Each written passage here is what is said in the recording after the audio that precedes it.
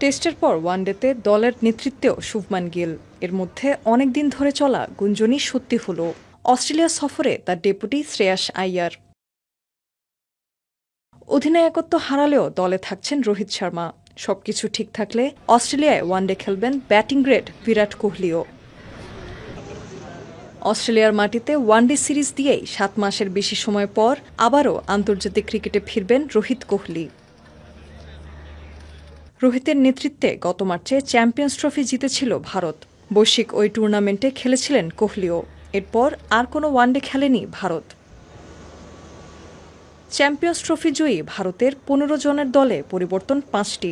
দলে জায়গা হয়নি অভিজ্ঞ অলরাউন্ডার রবীন্দ্র জাদেজা ও বরুণ চক্রবর্তীর। চোটের কারণে ছিটকে গেছেন হার্দিক পান্ডিয়া ও ঋষভ পন্ত। বিশ্রাম দেওয়া হয়েছে জাসপ্রীত বুমরাহকে। কালার এক্সপার্ট, জর্জ স্যাপ এবং মাইল্ড অন হ্যান্ডস টেকনোলজি সমৃদ্ধ অরিক্স ক্রিস্টাল ওয়াশ আপনার লন্ড্রি এক্সপার্ট। এই 5 খেলোয়াড়ের জায়গায় ডাক পেয়েছেন নীতিশ কুমার, মোহাম্মদ সিরাজ, আর্শদীপ সিং, প্রসিদ্ধ কৃষ্ণা, ধ্রুব জুরেল ও ইয়াশাসভি জয়সওয়াল।